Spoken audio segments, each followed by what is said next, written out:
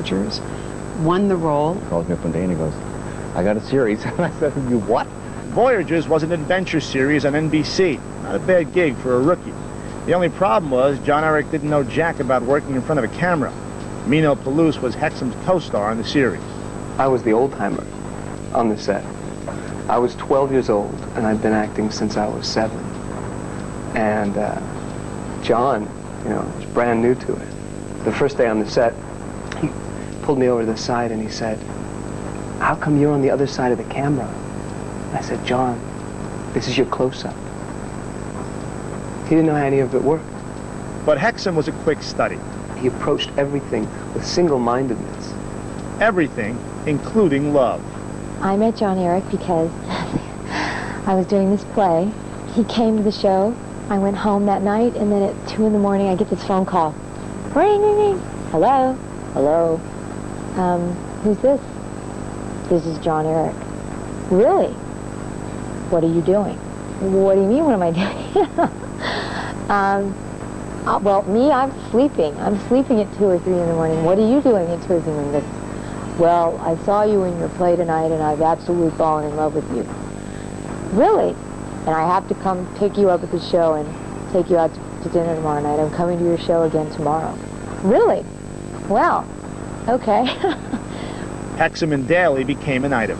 What was not to love about him? He was like a kid in a grown man body. Even the way he used his body was like he could do backflips, and he was this big man. He would do like a back handspring, and you'd be like, oh. Lennon was Jon-Erik's photographer. He says Jon-Erik always remained very down to earth. His house was a dorm room. He had a few pieces of furniture, he had a black and white TV with a wire antenna. He never let any of it go to his head. He always thought it was funny. Is it worth it? God, yes. Good. I'm having a great time. On Voyagers, if it wasn't spears and arrows, there were guns, there were bullets, lots of shoot-'em-up stuff. So he certainly had good familiarity with weapons on a set.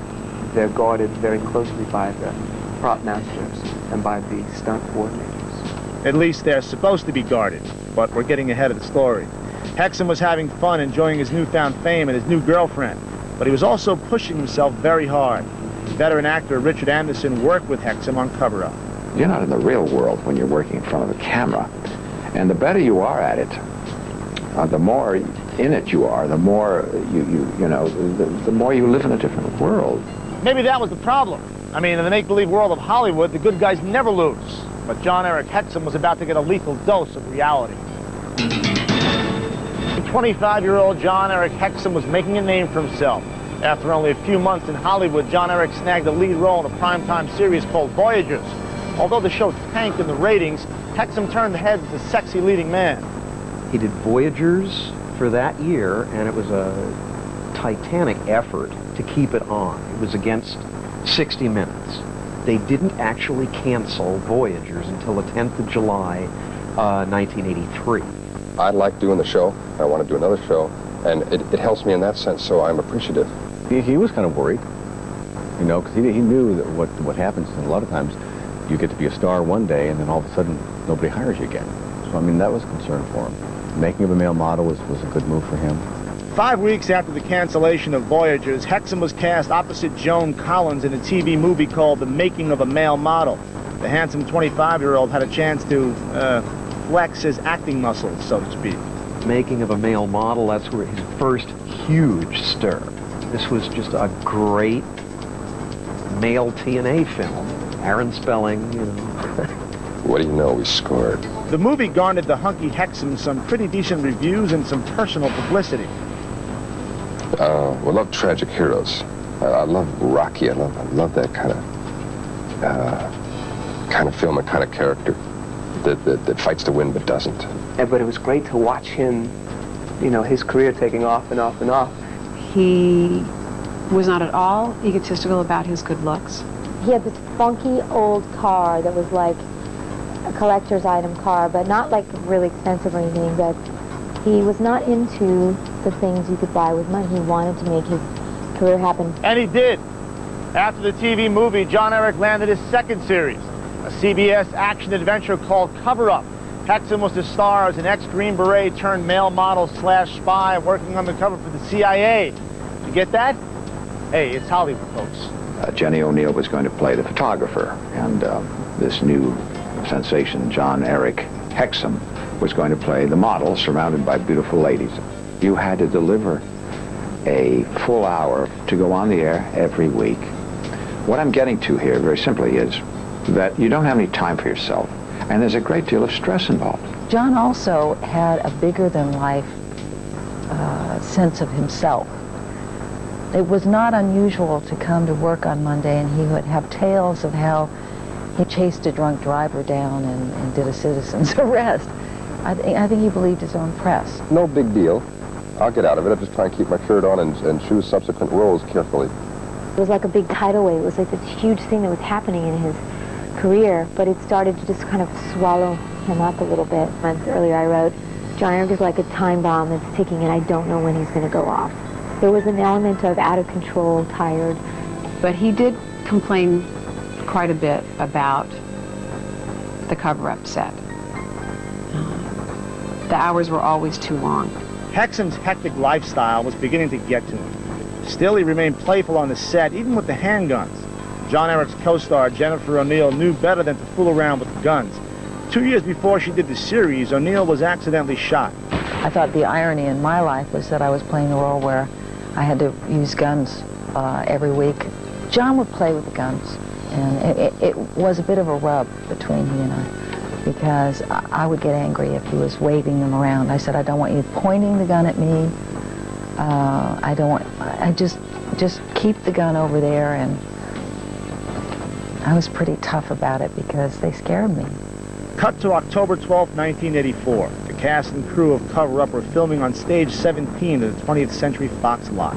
They were shooting the seventh episode of Cover Up, Golden Opportunity. In this show, it is a requirement that he's got to mess around with a gun. He was really tired, so apparently he crashed on a bed in one of the sets. And he got up very groggy. He was very frustrated about the time. Procedure is always the gun is empty. There is never anything in the gun. And then before a shot that required any kind of, gunfire, the property master would come and say, I'm going to load it now. And he picked up the gun and he was just twirling it around in his hand. He was just messing about, kind of playing Russian roulette, kidding. He always kidded with the crew. And he was playing with the gun and went like that.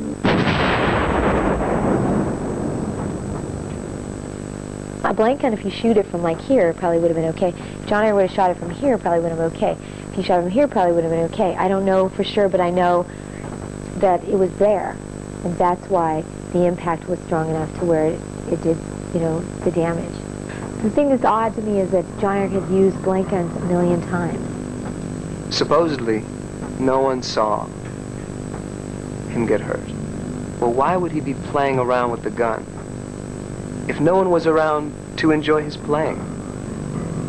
He liked an audience. But someone did see it happen.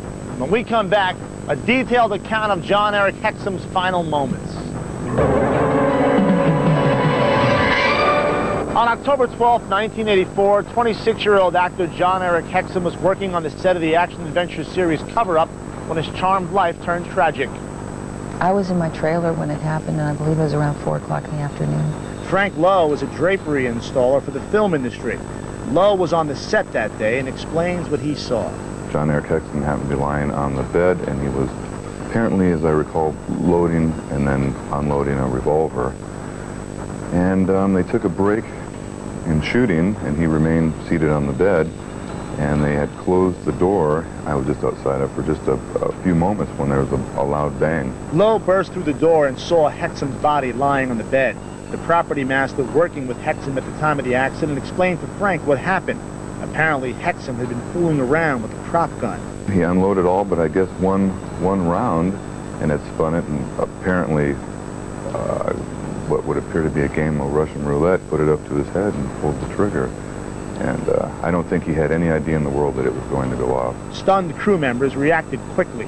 It was obvious that he was pretty badly injured. He had a hole in his temple where apparently the cotton wad had blown into his brain.